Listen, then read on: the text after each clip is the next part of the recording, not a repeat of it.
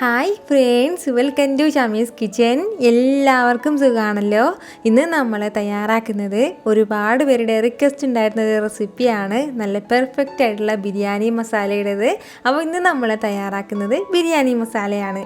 അപ്പോൾ വീഡിയോയിലേക്ക് പോകുന്നതിന് മുന്നേ നമ്മുടെ ഷമീസ് കിച്ചൻ ചാനലിൽ ഇതുവരെയും സബ്സ്ക്രൈബ് ചെയ്യാത്തവരുണ്ടെങ്കിൽ, അല്ലെങ്കിൽ ഇത് ആദ്യമായിട്ടാണ് കാണുന്നതെങ്കിൽ പ്ലീസ് ഒന്ന് സബ്സ്ക്രൈബ് ചെയ്തേക്കണേ. കൂടെ തന്നെ തൊട്ടടുത്ത് കാണുന്ന ബെല്ലൈക്കനിൽ ഓൾ കൂടി ഒന്നും മറക്കാതെ പ്രസ് ചെയ്തേക്കണം.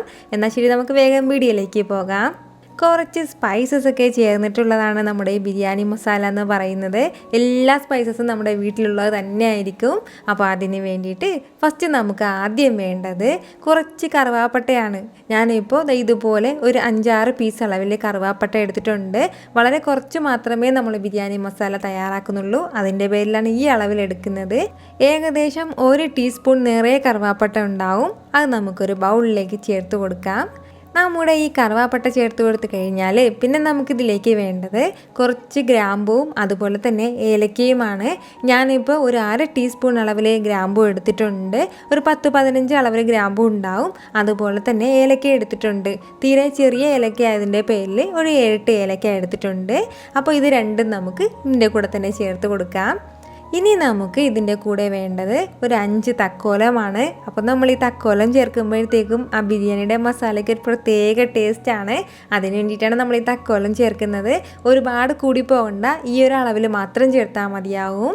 അപ്പോൾ തക്കോലവും ചേർത്ത് കൊടുത്തതിന് ശേഷം പിന്നെ നമുക്കിതിലേക്ക് വേണ്ടത് വലിയ ഏലക്കയാണ്, കറുത്ത ഏലക്കയാണ്. ഞാനിപ്പോൾ ഒരു 4 ഏലക്ക എടുത്തിട്ടുണ്ട്. ഇത് നമുക്ക് സ്കിപ്പ് ചെയ്യാവുന്നതേ ഉള്ളൂ. ഉണ്ടെങ്കിൽ മാത്രം ചേർത്ത് കൊടുത്താൽ മതിയാവും. ഇല്ലയെന്നുണ്ടെങ്കിൽ നമുക്ക് നിർബന്ധമില്ല, സ്കിപ്പ് ചെയ്യാൻ പ്രശ്നമൊന്നുമില്ല. അപ്പോൾ ഈ ഏലക്കയും ചേർത്ത് കൊടുത്തതിന് ശേഷം പിന്നെ നമുക്കിതിലേക്ക് വേണ്ടത് ഒരു ജാതിക്കയാണ്. ഈ ഒരു അളവിൽ ചെറിയൊരു മീഡിയം സൈസിലുള്ള ജാതിക്ക എടുത്തിട്ടുണ്ട്. അതുകൂടി നമുക്കിതിൻ്റെ കൂടെ ചേർക്കാം.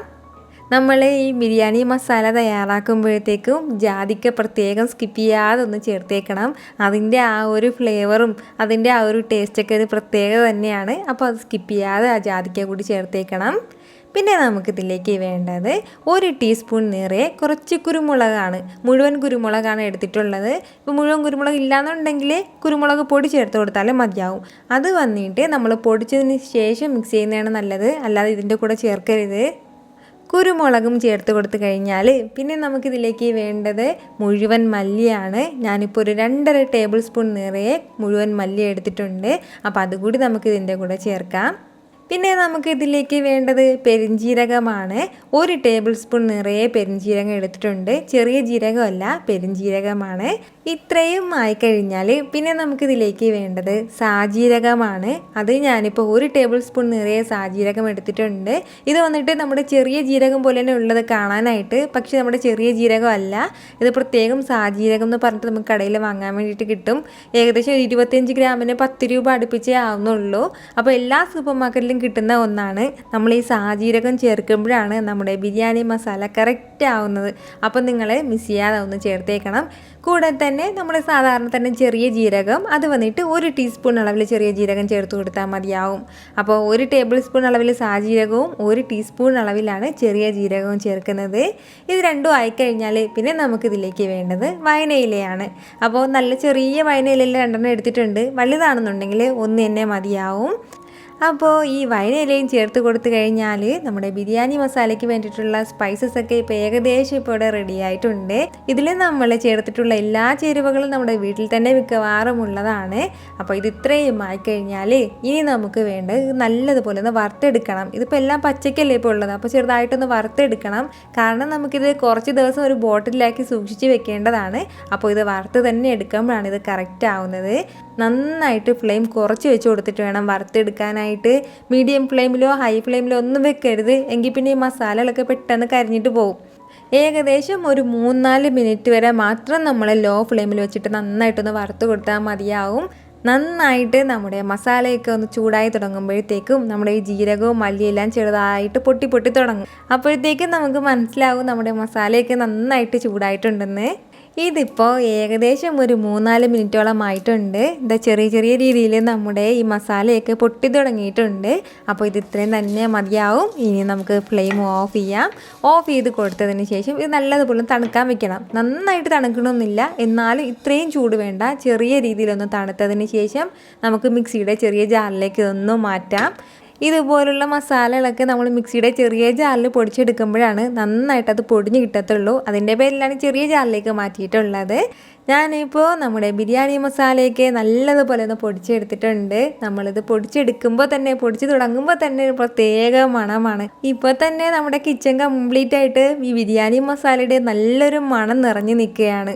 അപ്പോൾ നമ്മൾ നേരത്തെ എടുത്ത അത്രയും മസാലയിൽ നിന്നും ഇത്രയും ബിരിയാണി മസാലയാണ് നമുക്ക് കിട്ടിയിട്ടുള്ളത്.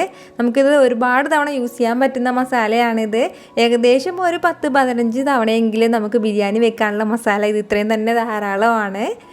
ഇത്രയും ആയിക്കഴിഞ്ഞാൽ പിന്നെ നമുക്കിതിലേക്ക് ചേർത്ത് കൊടുക്കേണ്ടത് ഒരു 2 ടീസ്പൂൺ നിറയെ മുളക് പൊടി കൂടിയാണ്. അപ്പോൾ നമ്മൾ ഈ മുളക് പൊടി ചേർക്കണത് എന്തെന്ന് വെച്ചാൽ നമ്മൾ ഈ സ്പൈസസിൻ്റെ ആ ഒരു ഫ്ലേവർ മാത്രം ഇങ്ങനെ ഫ്രണ്ടിൽ നിൽക്കാതെ ഇതെല്ലാം ഒന്ന് ബാലൻസ് ചെയ്യാൻ വേണ്ടിയിട്ടാണ് നമ്മൾ ഈ മുളക് പൊടി ചേർത്ത് കൊടുക്കുന്നത്. അപ്പോൾ അത് 2 ടീസ്പൂൺ നിറയെ മതിയാവും. കൂടുതൽ വേണമെന്നുണ്ടെങ്കിൽ ചേർത്ത് കൊടുക്കാൻ പ്രശ്നമൊന്നുമില്ല.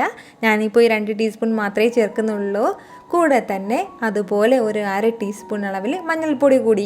അപ്പോൾ ഈ മഞ്ഞൾപ്പൊടിയും കൂടി ചേർക്കുമ്പോഴത്തേക്കും നമ്മൾ പ്രത്യേകിച്ച് ഈ ബിരിയാണി മസാലയുടെ മുകളിലൊക്കെ ഇട്ട് കൊടുക്കുന്നുണ്ട്. അപ്പോഴത്തേക്കും നമ്മുടെ ആ ചോറിനൊക്കെ നല്ലൊരു മഞ്ഞ കളറും കൂടെ കിട്ടും. അപ്പോൾ അതിനൊക്കെ വേണ്ടിയിട്ടാണ് ഈ മഞ്ഞൾപ്പൊടിയും കൂടി നമ്മൾ ഇതിൻ്റെ കൂടെ ചേർക്കുന്നത്. അപ്പോൾ 1/2 ടീസ്പൂൺ അളവിൽ മഞ്ഞൾപ്പൊടിയും കൂടി ചേർത്ത് കൊടുത്തിട്ട് എല്ലാം കൂടി നന്നായിട്ടൊന്ന് മിക്സ് ചെയ്ത് എടുത്ത് കഴിഞ്ഞാൽ നമ്മുടെ വളരെ വളരെ പെർഫെക്റ്റ് ആയിട്ടുള്ള ബിരിയാണി മസാല ഇവിടെ റെഡി ആയിട്ടുണ്ട്. നമ്മളിപ്പോൾ ഏത് ബിരിയാണി വെക്കുമ്പോഴും നമുക്ക് ഈ ബിരിയാണി മസാല ചേർത്ത് കൊടുക്കാവുന്നേ ഉള്ളൂ.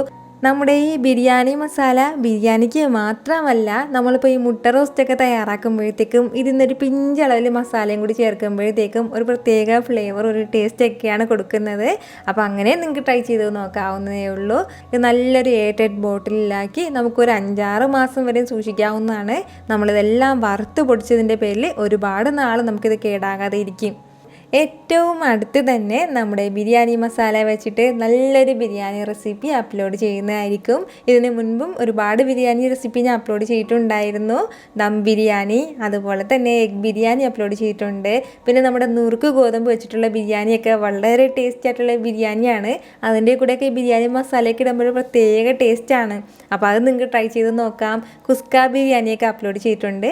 അപ്പോൾ ഇതുവരെ അതൊന്നും കണ്ടിട്ടില്ലാത്തവർ അതെല്ലാം ഒന്ന് കണ്ടു നോക്കണം. നിങ്ങൾക്ക് നല്ലതുപോലെ ഇഷ്ടപ്പെടുന്ന റെസിപ്പികളാണ്. ഇതുവരെ നമ്മുടെ ബിരിയാണി റെസിപ്പീസ് ഒന്നും കണ്ടിട്ടില്ല എന്നുണ്ടെങ്കിൽ ഉറപ്പായിട്ട് നിങ്ങളതൊന്ന് കണ്ടു നോക്കണം. ഞാൻ അതിൻ്റെ ലിങ്കൊക്കെ ഡിസ്ക്രിപ്ഷൻ ബോക്സിൽ കൊടുത്തിരിക്കാം. അപ്പോൾ നിങ്ങൾ ഉറപ്പായിട്ട് ഈ ബിരിയാണി മസാല ഒന്ന് ട്രൈ ചെയ്ത് ഒരു ബോട്ടിലാക്കി സൂക്ഷിച്ച് വെച്ചിരിക്കണം. ഏറ്റവും അടുത്ത് തന്നെ നല്ലൊരു ബിരിയാണി ആയിട്ട് ഞാൻ വരുന്നതായിരിക്കും. അപ്പോൾ ട്രൈ ചെയ്ത് നോക്കിയതിന് ശേഷം അതിൻ്റെ ഫീഡ്ബാക്ക് എന്നെ മറക്കാതെ അറിയിക്കുകയും വേണം. ഈ വീഡിയോ നിങ്ങൾക്ക് ഇഷ്ടമായിട്ടുണ്ടെന്നാണ് എൻ്റെ വിശ്വാസം. ഇഷ്ടമായാൽ ഇതൊന്ന് ലൈക്ക് ചെയ്തേക്കണം. ഇത് മറ്റുള്ളവരും കാണണമെന്ന് ആഗ്രഹിക്കുന്നുണ്ടെങ്കിൽ നിങ്ങളുടെ ഫ്രണ്ട്സിനും ഫാമിലിക്കും എല്ലാവർക്കും ഒന്ന് ഷെയർ ചെയ്ത് കൊടുക്കാനും മറക്കരുത്. വീണ്ടും നല്ലൊരു ഉഷാർ വീഡിയോ ആയിട്ട് ഞാൻ വരുന്നതായിരിക്കും. അതുവരേക്കും എല്ലാവരും ഹാപ്പി ആയിട്ടിരിക്കുക, സന്തോഷമായിട്ടിരിക്കുക, എല്ലാവരും സേഫ് ആയിട്ടിരിക്കണം. Take care friends.